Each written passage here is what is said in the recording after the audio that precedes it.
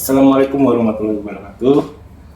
Jumpa lagi Sobat Traveloka bareng sama Traveloka 24 ya. Di channel yang kalian tunggu-tunggu pastinya. Kali ini untuk pertama kalinya kita melakukan podcast nih. Nah, teman-teman kan biasanya melihatnya kita jalan-jalan ya kan, kemana ke tempat. Nah, ini kita ngomongin yang agak serius nih. Perkenalkan nih narasumber kita dari suatu instansi lah. Kita nggak perlu nyebutin ya, karena kita akan ngomongin di luar konteksnya. Disclaimer-nya kita tidak ingin ke politik ya, kita ngomong secara akademisi lah. Kebetulan teman kita ini namanya Mas Faisal ya, dari Bekasi ya, dari Bekasi ya. Ini kebetulan dia sedang menempuh S3 di UI ya. Ya ini fokus beliau itu di ekonomi. Nah, kita melihat ya gejolak ekonomi sekarang nih akibat perang ya antara Amerika dengan Iran ya, tentunya dampaknya kemana-mana nih. Nah, kita langsung aja ke narasumber nih. Gimana Mas Faisal nih? Ya. Kira-kira apa dampak utama nih ya konflik Iran Amerika ini terhadap harga ekonomi suatu negara nih, terutama di Indonesia ini? Ya sebenarnya kan gini ya, kalau setiap kali terjadi gejolak, memang yang paling pertama berdampak itu berkenaan dengan jalur transportasinya, apakah masih lancar apa enggak. Sebelum kita ngomongin pabriknya hancur atau kilang tambangnya rusak, pasti kita ngomongin itu. Dengan adanya perang pasti jalur logistik terhambat, dan ketika logistik terhambat, biaya bertambah. Entah itu biaya untuk sewa pelabuhan, parkir kapal, itu semua kan berbiaya. Nah, ketika itu bertambah, lama perjalanan juga lebih lama, sehingga sewa kapalnya harus lebih naik, lebih bayar, terus gaji ABK-nya juga mesti harus ada yang membayar ketika mereka menunggu. Akibatnya sudah pasti harga komoditas jadi lebih mahal. Itu jalur yang paling singkatnya, itu pasti terdampak, harganya akan semakin naik. Dan itu proven ketika perang Irak pertama, ketika Iran itu diserang sama Amerika, itu ekspektasi pelaku usaha langsung borong minyak atau minimalnya harga minyak langsung melonjak. Itu ada yang menimbun juga ya. Jadi yang menimbun negara itu kayak Cina itu sampai tidak mau biasanya ekspor tapi tidak mau mengekspor gitu ya. Ya, karena gini, karena sebenarnya meskipun banyak orang bilang ya di jalur di Iran itu hanya 20% dari pasokan dunia, tapi tetap 20% itu angka kan. Jadi tetap saja negara-negara yang tadinya aktif melakukan ekspor jadi lebih menahan diri, karena dia ingin menyelamatkan ekonominya sendiri. Dan itu juga sebenarnya waktu Pak Prabowo di forum di Rusia juga, ketika mengomentari perang itu juga Pak Prabowo kan Presiden Indonesia juga bilang setiap negara pasti mengutamakan kepentingan nasionalnya. Jadi mau bagaimanapun partnership kita dengan negara lain, ya tetap kepentingan kita tuh yang harus utama. Makanya mereka menahan diri untuk ekspor. Ya itu sebenarnya dampak yang paling dasarnya sih mungkin dari situ. Tapi karena minyak itu adalah komponen dasar dari mesin, transportasi dan sebagainya, ketika satu di hulunya tertahan, otomatis proses produksi di belakangnya sampai dengan ke hilirnya itu terdampak. Jadi bukan seolah-olah ya. Jadi dampak yang terasa itu sangat besar. Apalagi di Indonesia kan juga net importir minyak, jadi ya pasti terdampak lah. Nah, ini yang ditanya-tanya sama masyarakat nih, masyarakat awam nih. Kan banyak yang di masyarakat awam tuh nyebutnya begini, kita kan punya SDA sumber daya alam yang besar, kenapa nggak mengeksplorasi sendiri sih gitu, harus impor gitu? Menurut dari Mas Faisal, kemungkinan untuk ya kita mandiri itu sebenarnya ada nggak sih gitu? Kayaknya sih negara yang memaksakan untuk menghidupi semua kebutuhannya sendiri nggak akan maju deh. Jadi memang di era sekarang, kalau kita belajar itu ya ilmu ekonomi, itu dimulai ketika salah satu yang terkenal itu Ricardian, dia bilang di dalam ekonomi ada keuntungan.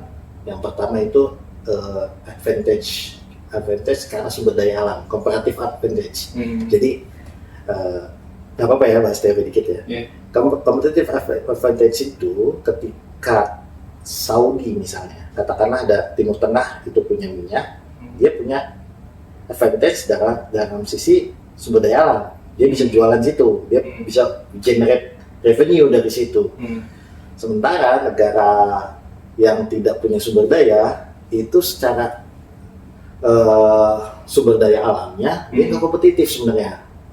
Seperti Singapura misalnya, dia nggak punya sumber daya alam, tapi dalam prakteknya ada lagi kok advantage satu negara yang bisa dieksploralisasi.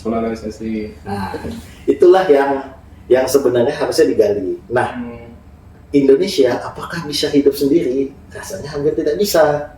Kenapa? Karena yang pertama, nggak semua orang puas dengan produk atau gini, sederhananya gini, nggak beras di Indonesia saja, mungkin kemarin kan udah diklaim swasembada ya, tapi kita kan nggak cuma makan beras gitu.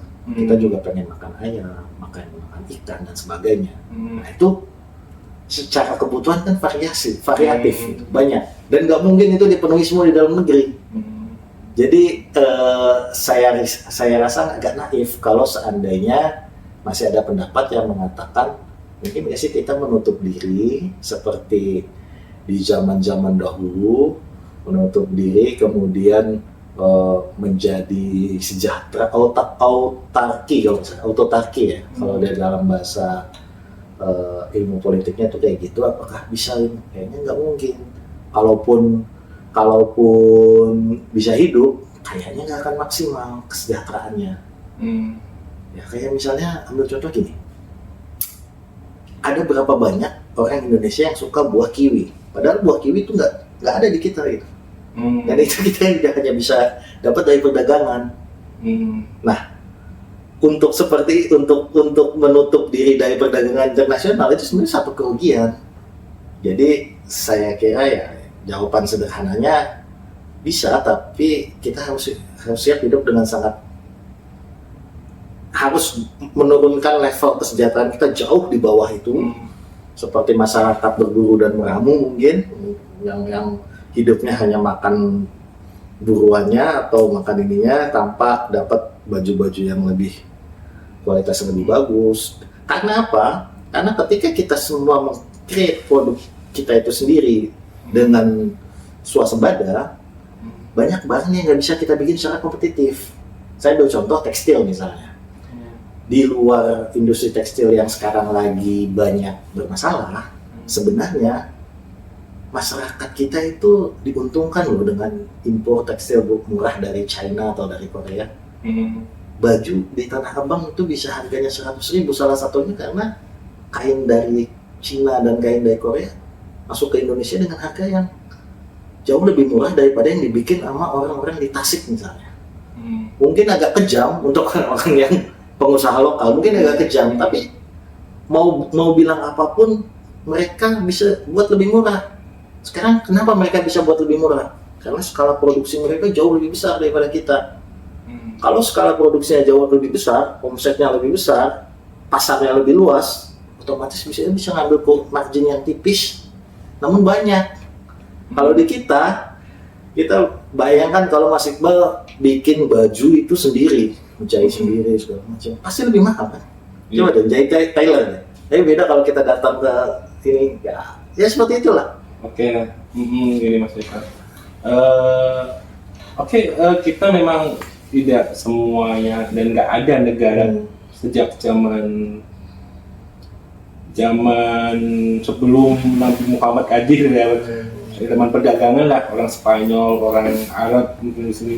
Sejak dulu kan perdagangannya udah sejak abad ke-6, abad ke-5 udah banyak pedagang Arab ke sini gitu kan, yang waktu itu nyari kapur barus, nyari ini ya perjuangannya. Tapi setidaknya bisa nggak sih ini seperti kita kan kalau terjadi gejolak di luar negeri gitu kan, terutama perang, pasti yang jadi masalah utama adalah BBM gitu. BBM lagi-lagi BBM yang jadi masalah, dan BBM itu akan berdampak multiplier gitu. Harga sembako naik, terus dampaknya ke semuanya, transport naik, semua transportasi naik. Nah ini sebenarnya terus berulang ya, sebenarnya yang paling terus berulang lah. Apakah dampak kayak gini nggak bisa diprediksi atau dikendalikan?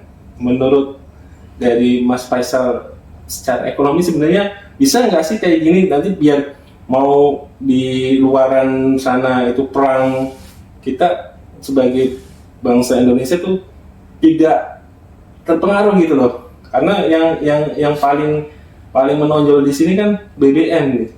Iya. Gimana Mas Faisal pendapatnya? Ya itu istilahnya mitigasi ya, kita mitigasi ya. Dan sebenarnya kalau kita berkaca dari pengalaman ya, mungkin lah satu negara akan melakukan mitigasi, termasuk Indonesia. Indonesia sebenarnya kalau mau yang saya ketahui dari membaca di berita di media, dari pidato-pidatonya presiden, itu salah satu mitigasi risikonya. Mereka mulai membuka, bukan mulai sih, tapi aktif bergerilya mencari sumber minyak tanpa yang dapat diperoleh tanpa melalui Selat Hormuz yang lagi perang, kayak di Afrika dan sebagainya. Itu sebenarnya mitigasi yang paling dasar sih ya, ketika sumber di sana disumbat, ya harus cari sumber lain, karena kita tetap butuh minyak anyway kan. Jadi ya kita harus cari di situ, dan itu saya rasa sudah dilakukan. Dan menurut saya, saya nggak tahu ya kalau dampaknya apakah memang semua perang berdampak pada minyak. Kalau kita ambil contoh misalnya waktu Rusia nyerang Ukraina, itu secara minyak sih sebenarnya kalau untuk Indonesia kayaknya nggak begitu besar ya dampaknya untuk harga minyak. Mungkin kena harga minyak dunia, tapi saya kira nggak sebesar waktu Iran. Tapi 23% ya, kalau di Iran kan 23% dari perdagangan minyak seluruh dunia itu lewat selat itu. Nah kalau di Rusia dengan Ukraina, kita terdampak juga dari harga tepung kan. Karena ternyata Ukraina itu salah satu eksportir tepung, produsen gandum terbesar di dunia. Nggak terbesar, tapi salah satu pemain besar lah di dalam itu, dan terdampak tuh industri-industri seperti itu yang berkaitan langsung sama komoditas yang terancam karena perang. Nah, untuk melakukan mitigasi risikonya sebenarnya sesederhana itu, kita cari produk alternatif atau sumber alternatif yang bisa mensubstitusi kebutuhan kita terhadap produk itu. Kalau dari Indonesia, ya salah satunya itu tadi ya, cari sumber di Afsel dan sebagainya. Ya itu aja sih sebenarnya. Kalau sisi lainnya sih, menurut saya gini, perang itu kan nggak berdiri, setiap negara itu kan nggak berdiri di ruang hampa ya. Tapi dia kan punya teman, punya koalisi ya sebagainya. Nah, apa yang dalam aliansi yang berkaitan dengan itu. Nah, kadang-kadang memang ketika saya waktu itu saya sempat membaca ya di berita tuh, Trump itu sempat mengancam pada negara-negara yang masih nggak pro dengan kebijakan mereka, itu akan kena sanksi dan sebagainya. Tapi sebenarnya ancaman-ancaman juga ternyata kosong juga kan, nggak berpengaruh juga. Jadi ya udahlah, toh juga ini juga kelihatannya juga dampaknya juga sudah mulai melandai karena mungkin eskalasinya udah mulai diturunkan juga sih. Iya. Oke, yang terkait ini nilai tukar rupiah. Ya itu. Nilai tukar rupiah. Ya.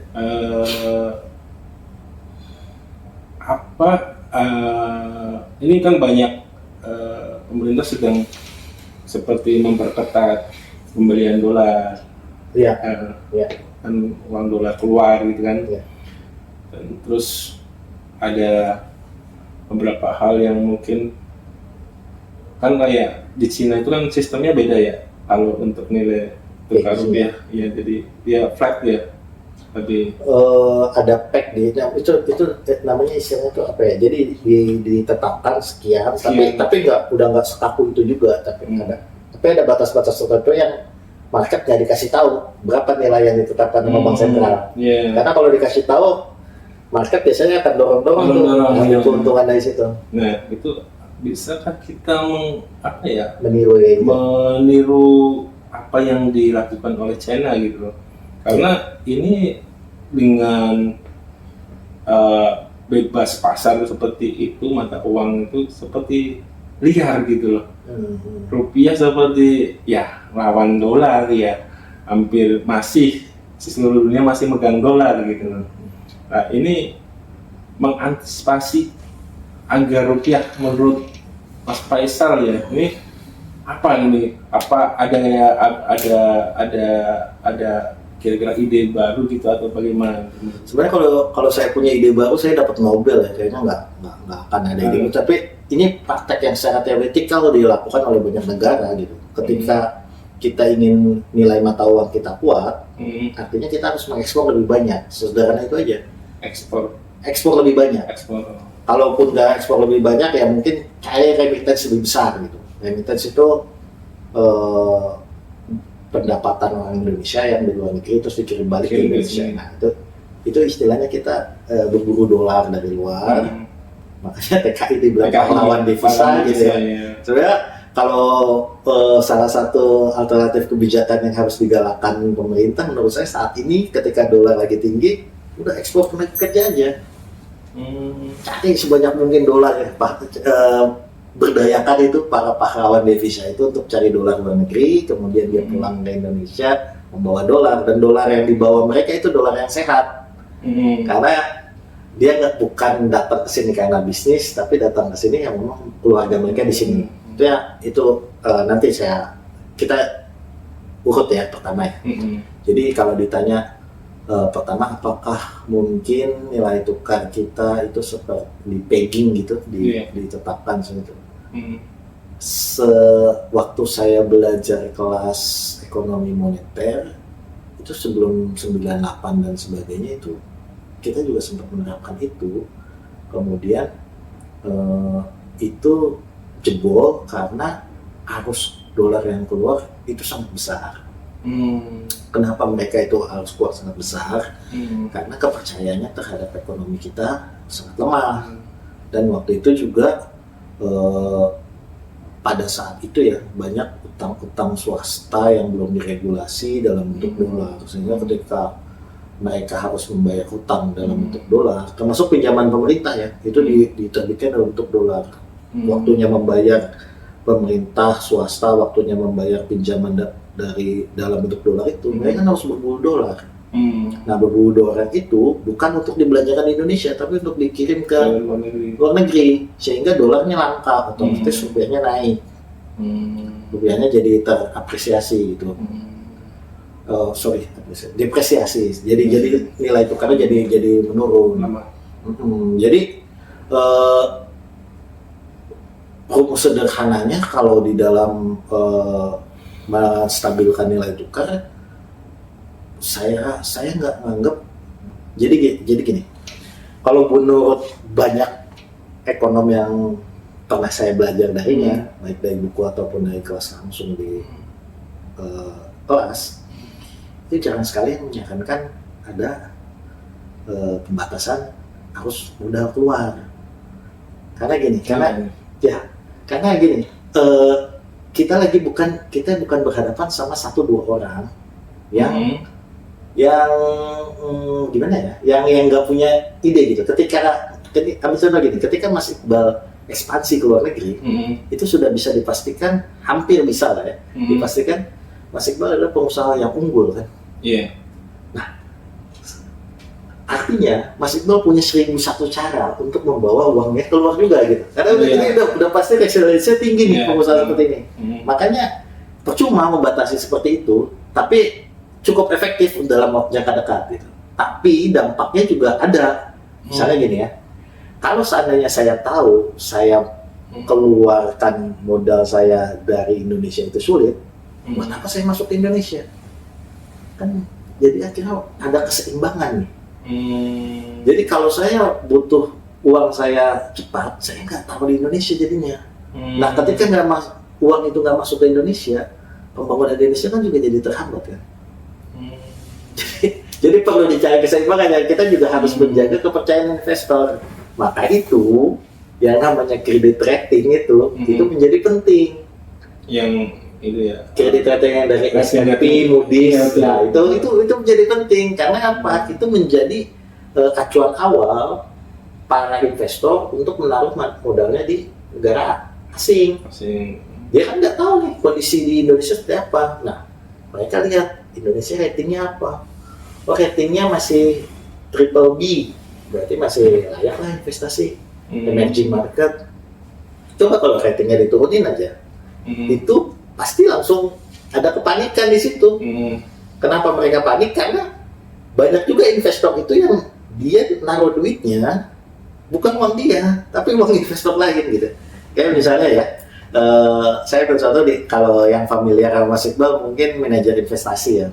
Ya kan, kalau Mas Iqbal mengumpulkan duit satu kantor nih, teman-teman satu kantor, Mas Iqbal kan kamu kan biasa investasi di saham ya, saya percaya nih sama kamu, saya titip uang kamu gitu. Otomatis Mas Iqbal kan nggak berani belinya macam-macam, karena ini masalah reputasi kan. Nah, di luar negeri itu, di negara-negara yang developing countries yang udah developed countries yang dimana dia sudah maju perekonomiannya, banyak dana pensiun orang bule gitu ya, dana pensiun asing dan sebagainya itu ditaruh di mutual fund. Nah, mutual fund itu berinvestasi ke negara-negara yang lagi emerging. Makanya mereka sangat hati-hati, sangat sensitif kalau seandainya Indonesia ada perang nih, padahal ini dana pensiunnya orang-orang nih, tarik kabur gitu. Jadi sangat sensitif, itulah makanya lembaga rating itu, meskipun banyak orang yang bilang kenapa kita mesti takut sama Moody's sih, takut sama S&P sih. Ya, kadang sampai itu kan bisa dibikin-bikin gitu. Iya, sampai di servis segala macam gitu. Ya kenyataannya gitu, yang pakai hasil ratingnya mereka itu dana-dana pensiun yang ngelola duitnya mungkin triliunan dolar lagi. Kalau mereka tarik semua itu gara-gara ratingnya turun, ya siap nggak terima konsekuensinya. Nah, ini kan permasalahan kepercayaan trust ya, trust kepada suatu negara ini. Nah, ini kan kayak lembaga rating ini yang kadang dari masyarakat tuh berpikir begini, itu kan punyanya luar, punyanya asing, asing kan sambil dibilang antek-antek asing ya. Asing ini kan ya mau kalau kita itu banyak utang ke luar negeri gitu kan dari investasi kan, misalnya emergency itu kan. Nah, kalau misalnya kita berinvestasi kan otomatis menguntungkan asing kan, karena kita bayar bunga ya kan. Oh iya. Nah, apakah lembaga seperti itu tidak bisa tidak jauh dari politik asing gitu, seperti itu? Antek global ya. Iya, antek global. Nah, konspirasi global. Global. Sekarang ini banyak yang ini konspirasi global nih. Ini untuk menghancurkan suatu negara.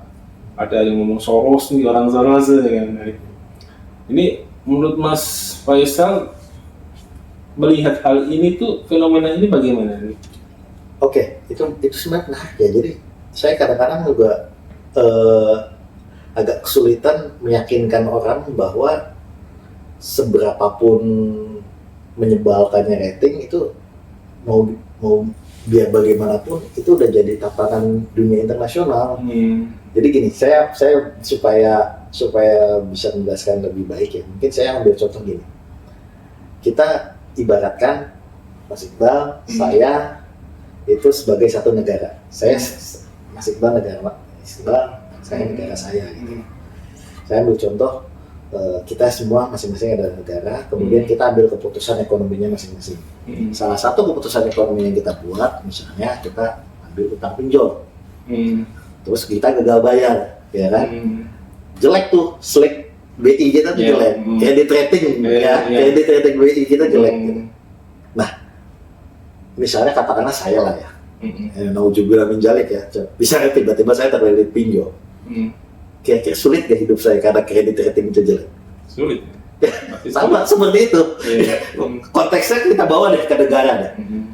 Ya mereka kenapa bisa kasih rating dan dipercaya rating itu meskipun beberapa kali rating itu menyebabkan krisis ekonomi besar seperti waktu kalau ingat global financial crisis tahun 2008 yang subprime mortgage berantakan itu kan gara-gara salah satunya yang dituding bersalah adalah mereka ini memberikan obligasi rating obligasi sampah AAA misalnya, tapi tetap toh dipakai gitu karena apa, mereka udah bangun reputasinya ratusan tahun mungkin. Saya nggak ingat mereka berdiri sejak kapan, tapi udah bertahun-tahun mereka bangun reputasi memberikan rating terhadap apapun gitu ya yang berkenaan dengan financial market. Kemudian kita bawa nih ke negara, ketika si negara itu sudah merating segitu, ya bayangkan itu seperti slik BI lah coba.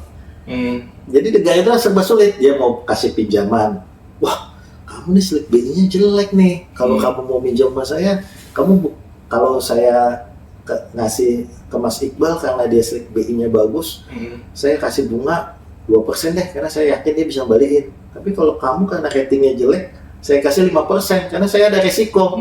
Nah, itulah coba kalau Mas Iqbal cek, Indonesia itu termasuk secara rata-rata ya, itu ngasih bunga pinjaman tertinggi di antara beberapa negara ASEAN. Karena memang ada premi risiko yang dibayarkan oleh negara untuk bayar utang itu. Berarti track record kita sebenarnya nggak bagus ya? Ya bukan nggak bagus ya, entah kalau cerita di ruang kelas ya, kalau cerita di ruang kelas bisa dibilang bank di kita ngambil margin keuntungannya gedean, bisa juga ada premi risiko yang harus dibayar sama kita. Jadi tiap orang pun kalau lagi ngajuin KPR itu bunganya bisa beda-beda loh. Kalau tergantung premi risikonya. Bukannya bunga tetapan waktu itu? Iya, maksudnya bunga ditetapkan waktu itu untuk Mas Iqbal yang misalnya keturunan konglomerat misalnya, terus slik OJK-nya bagus, dengan siapa gitu yang sliknya jelek, penghasilannya kecil, itu bunganya lebih besar yang kecil. Baru tahu sih ya.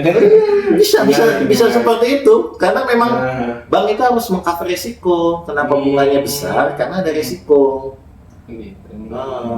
Kenapa dia juga gini, jadi kenapa harus mahal ya? Kenapa yang udah miskin dibebani bunga mahal? Salah satu alasannya nanti inilah cara bekerja sistem keuangan ya. Jadi setiap kredit itu kan ada asuransinya. Iya. Perusahaan asuransi mau nggak bayar menerima premi yang murah untuk orang yang punya risiko tinggi? Misalnya deh, orang punya penyakit jantung, mau nggak dia bayar dia ketika dia beli asuransi kesehatan, otomatis mahal itu preminya. Ya. Karena beresiko serangan jantung. Nah, maka itulah yang menjelaskan salah satunya ya.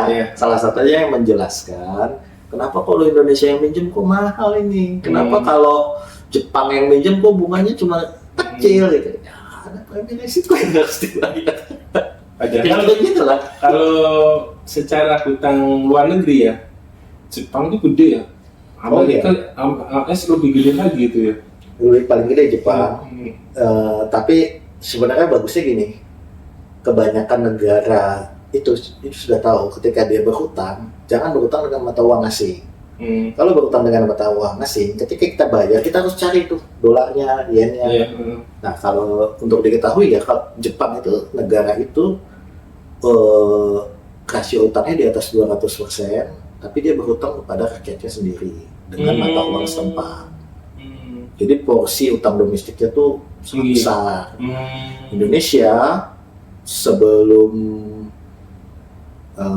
krisis itu porsi utang dalam dolarnya cukup besar. Ketika di era sekarang sudah banyak nih orang Indonesia yang mau beli ORI. Itu sebenarnya beli ORI, beli SBN kita itu membantu ini loh, membantu negara loh, karena real itu utangnya dalam bentuk rupiah, negara bayarnya juga dalam bentuk rupiah, kemudian bunga dari rupiahnya itu juga akan dibelanjakan di dalam negeri juga. Jadi ini ya isu yang menarik nih, ini SBN nih, ada di medsos nih banyak yang komen nih ya Mas ya.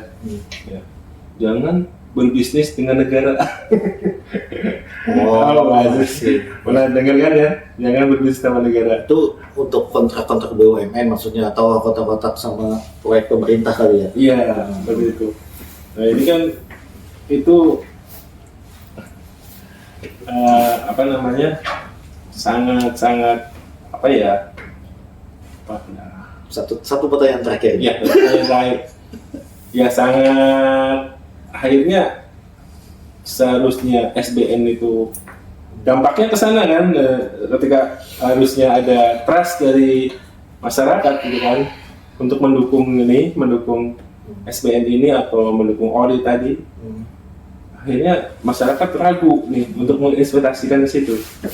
Nah, kira-kira nih Mas Faisal nih, kira-kira selain gimana cara membuat mereka percaya pertama, terus ada nggak solusi yang lain yang harusnya negara itu buat gitu loh untuk masalah itu, pembiayaan ya, untuk memenuhi pembiayaan ya. Jadi gini, saya nggak tahu kita baca berita yang sama apa enggak. Salah satu sebab kenapa ada gerakan yang jangan berbisnis sama pemerintah, mungkin waktu itu kasusnya ketika ada beberapa pemerintah yang nggak bayar vendornya gitu ya, berkaitan dengan kontrak pengadaan barang jasa. Nah, waktu itu sempat ada, saya pernah baca lah tagar seperti itu. Tapi kalau konteksnya pembelian ORI dan obligasi, sebenarnya kalau saja kita dikasih waktu ya, maksudnya orang yang bisa menjelaskan lebih baik, sebenarnya gini, apa alasannya Mas Iqbal beli deposito, naruh uang di deposito? Alasannya kan karena safety kan, pertama. Terus karena Mas Iqbal tahu uang deposito itu dipakai bank untuk sesuatu yang aman, dan yang kedua itu akan dijamin sama LPS. Kalau selama di bawah 2 miliar akan diganti penuh. Jadi trustnya, amannya jelas. Dan obligasi pemerintah itu juga sama sebenarnya, dijamin sama undang-undang. Pemerintah ini sebelum belanja APBN, ketika menyusun APBN ditetapkan, itu menurut undang-undang yang harus pemerintah bayar pertama itu adalah ORI. Jadi SBN itu harus dibayar pertama. Jadi sebelum dipakai buat belanja pegawai, belanja beli tank, belanja pertahanan, harus dibayar dulu ORI. Harus dibayar itu, makanya dijamin sama undang-undang. Jadi kalau saya bilang ke istri saya setiap kali keluar negeri saya pasti beli. Meskipun katakanlah cuma 1 atau 2 unit, saya pasti beli. Karena menurut saya ya itu at least you can do aja. Hal minimal yang kita bisa bantu yaitu kita beli ORI. Awalnya saya niatnya itu, tapi lama-lama ternyata untungnya oke juga kok. Maksudnya gini, ketimbang kamu naruh duit di deposito yang pasti kembali, ORI juga pasti kembali. Dan bayangkan gini, seandainya pemerintah gagal bayar di ORI, ini seandainya ya, jumlah menjadi pemerintah gagal bayar SBN, itu yang deposito juga nggak bakal kebayar. Negara udah bubar. Iya. Jadi gojang gajinya udah pasti lebih luar biasa gitu loh. Jadi kalau saya bilang sama istri saya, Bu, kalau nanti pemerintah gagal bayar segala macam karena nggak punya utang, yang susah bukan cuma kita, semua orang nggak susah. Karena itu gawat sekali tuh tandanya tuh kalau sampai tahap itu. Jadi saya bilang sih, ya memang pemerintah nggak sempurna, tapi ya the least you can do, bantulah meskipun cuma beli ori daripada cuma taruh di deposito. Yang jelas di deposito itu sudah pasti kamu akan diputar bank jadi KPR atau mungkin jadi KTA yang cara penagihannya juga kita ngeliat juga kadang-kadang kasihan gitu kan. Ya mending di ori lah, udah jelas buat entah buat bangun jalan. Terakhir nih, singkat nih Mas. Apa yang seharusnya dan memang belum dilakukan sama negara nih untuk menghadapi gejolak global ini, perang antara Amerika Serikat dan Iran? Apa ya? Yang seharusnya menurut Mas Faisal tuh langkah yang harus diambil segera. Ya, kalau saya terus terang nggak menguasai ya, itu kan multidimensi Mas. Jadi ada dimensi politik, dimensi luar negeri dan sebagainya. Dan saya sebagai orang yang hanya belajar ilmu ekonomi dari sisi dari S2 dan S3, ya mungkin yang perlu dilakukan pemerintah itu ya lebih memberdayakan ekonomi, resilience ekonomi lokal aja. Ekonomi lokal. Dan sebisa mungkin kalau saya sebisa mungkin memanfaatkan situasi ini dengan cara ya itu tadi, yang paling sederhana, kirim orang ke luar negeri aja, cari dolar sebanyak-banyaknya. Saya rasa nggak perlu malu lah, apapun pekerjaannya selama menghasilkan dolar. Ini kata-kata ekonom aja ya, selama menghasilkan dolar ya udah lakukan aja. Yang penting pemerintah bisa bantu jamin orang-orang itu PMI ya, pekerja migran Indonesia itu bisa tidak dikerjain di dalam negeri, kemudian dikerjain di luar negeri, ya itu aja. Karena dengan bonus demografi ini sangat sayang kalau kita nggak memanfaatkan itu untuk menjadi kaya gitu. Sementara di luar negeri aging population udah mulai terjadi di negara-negara maju seperti Jepang ya, paling ketat kekurangan tenaga, kekurangan ini, itu udah terjadi. Kita kirim nilai itu, kita dapat dolar, mungkin itu jangka pendeknya ya. Terus maksud intinya sebenarnya sederhana gini, maksud saya gini, di dalam situasi apapun sebenarnya ada peluang di situ, tapi ya kita memang harus berpikir gitu ya. Jadi mungkin jeda berapa menit, tarik napas, bingung nih kan, ada kita ngapain ya gitu, apa yang kita bisa manfaatkan dari situasi krisis ini, pasti ada gitu ya. ini sorry ya, saya juga belajar dan saya bukan ahlinya, saya pelajar. Jadi kalau seandainya ada kata-kata atau teori-teori yang mungkin salah atau ini, ya dimaafkan aja lah. Tidak ada yang salah di sini. Dimaafkan. Kita ngomong bebas di sini. Nah, jadi kita mengeluarkan pendapat. Jadi terima kasih Mas Faisal atas diskusinya ya kan. Kita sering berbagi gitu. Oh ternyata ada beberapa hal yang harus difokuskan. Nah, tadi dari Mas Faisal bilang yang segera dilakukan, ya udah, karena di Jepang kurang penduduknya, jadi kita kirim untuk tenaga kerja di sana gitu kan. Ada negara-negara besar itu mungkin kurang penduduk, ya kita bonus demografi ini. Daripada di dalam negeri juga susah juga mencari lapangan kerja kan. Ya kita bisa nyampe 19 juta ya kalau kirim ke luar negeri. Insya Allah bisa. Kita kirim lagi ke sini, kita bangun negara Indonesia juga. Ya, nanti mereka kirim duit ke Indonesia, mungkin hal yang pertama yang mereka lakukan bangun rumah, ya, ekonomi berputar tuh dari bangun rumah itu. Jadi mungkin harus, ini yang paling perannya adalah Kementerian Luar Negeri ya, terus lembaga migran ya, luar negeri itu harus benar-benar dilindungi di sana ya Mas ya. Iya dong. Harus kan banyak cerita nih TKI disiksa atau apapun itu harus benar-benar. Saya potong sedikit ya. Sebenarnya peran pemerintah yang paling nyata di situ untuk hadir di situ adalah pastikan mereka yang dikirim itu resmi, legal, jangan sampai jadi korban perdagangan manusia. Betul. Jangan sampai dikirim sama penyedia tenaga pelaku industri hitam gitu kan, yang nggak jelas itunya, yang ternyata diperbudak gitu, dan itu real gitu loh. Real, ya. Human trafficking is real, jadi itu aja. Ya, kita berjuang itu pastikan bahwa di sana tuh resmi, karena yang resmi juga butuh kok. Pastikan negara hadir di sana ya, benar-benar terpantau ya, jangan sampai kita sana malah jadi human trafficking gitu kan. Oke Mas Faisal, terima kasih atas diskusinya, perjalanannya. Oke, teman-teman sobat Traveloka 24, ya kita cukupkan ya nanti podcast untuk pertama kalinya kita nih dengan Mas Faisal nih, mudah-mudahan bisa menjadi tambahan ilmu lagi bagi kita semua.